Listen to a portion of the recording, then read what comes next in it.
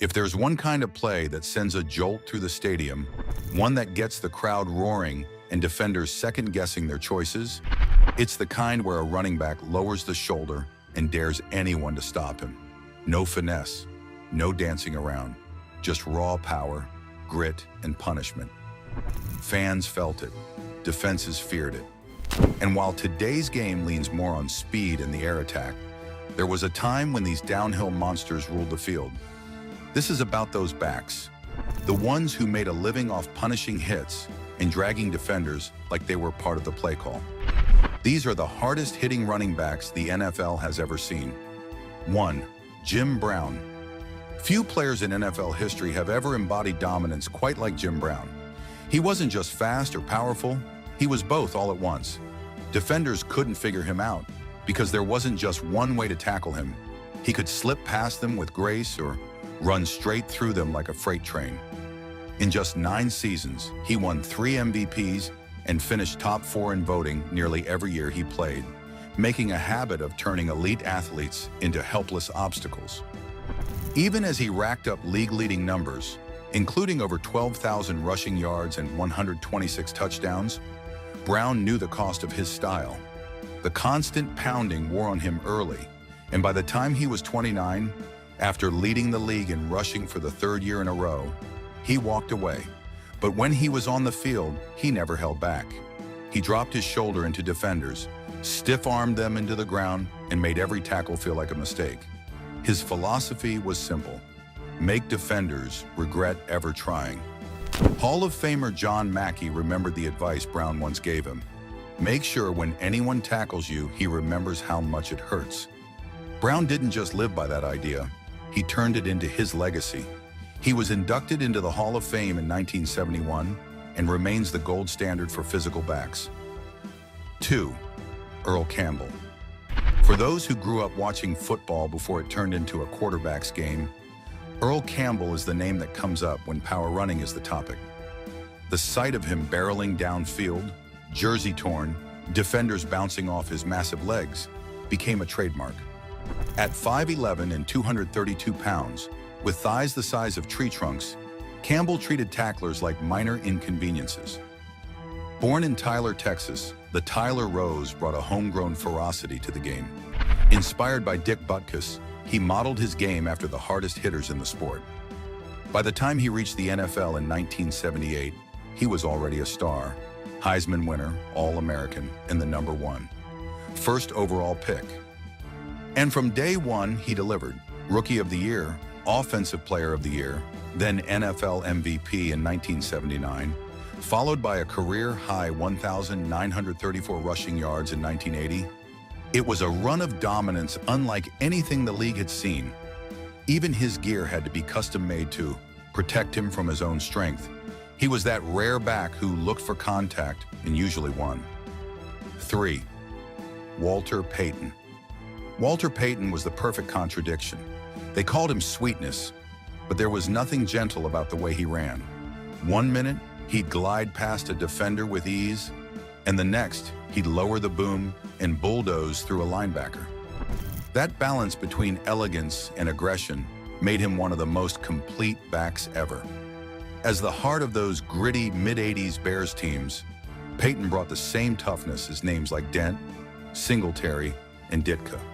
He had the shiftiness to escape a tackle, but almost always chose to go through instead of around. He stiff-armed with precision and refused to run out of bounds if he could lay a hit instead.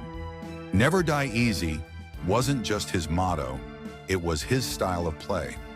By the time he retired in 1987, Payton held records for rushing yards, touchdowns, and all-purpose yards. His game was a blend of art and violence, and the league never forgot it. 4. Eddie George.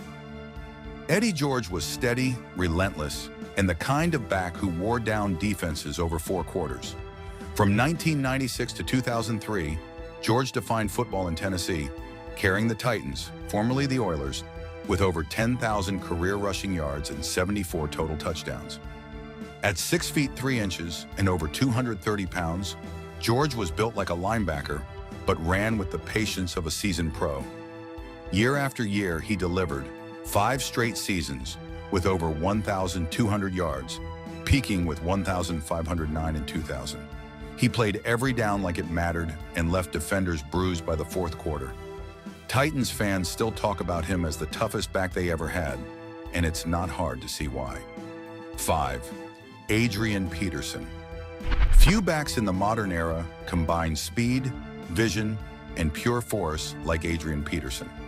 Nicknamed All Day for his endless energy, he brought an old-school physicality into a new-age NFL. After tearing his ACL in 2011, most thought his best days were behind him.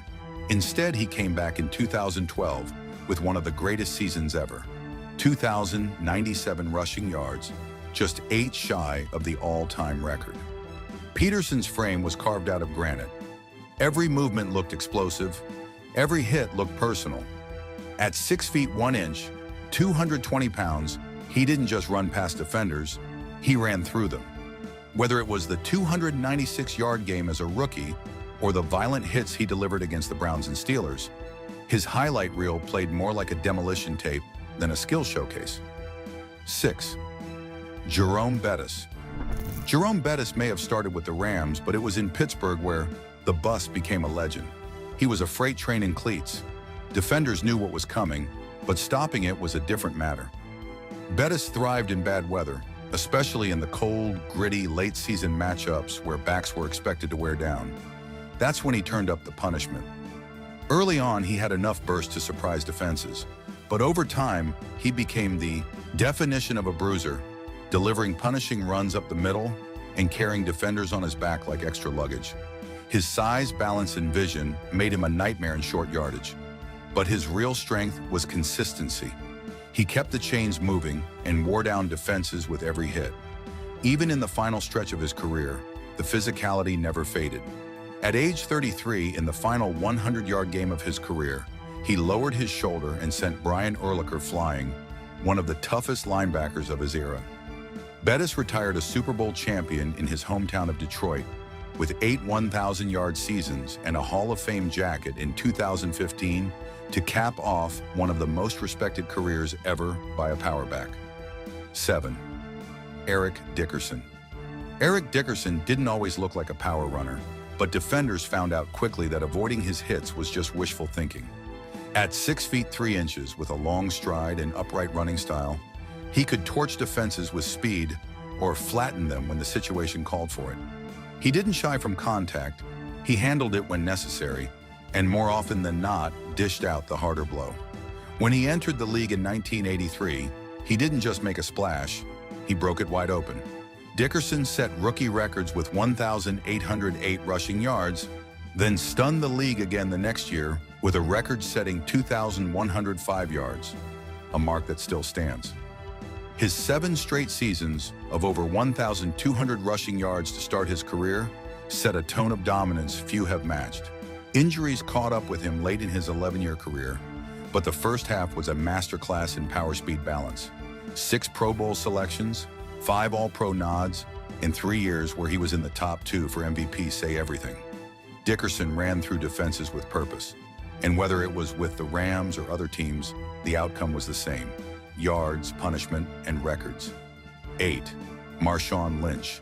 Known as Beast Mode, Lynch brought raw chaos to the field. He had that rare mix of balance, lower body power, and pure determination that made it feel like he was playing by different rules. The contact didn't slow him, it fueled him. And the highlights? They're seared into NFL history. The 2010 Beastquake run put him on the national radar in a way no running back had been in years. Seattle was barely hanging on against New Orleans, and Lynch changed the entire game with one of the most violent runs in NFL playoff history. He broke multiple tackles, stiff-armed Tracy Porter into another dimension, and triggered a literal earthquake from the crowd's eruption. That wasn't a one-off.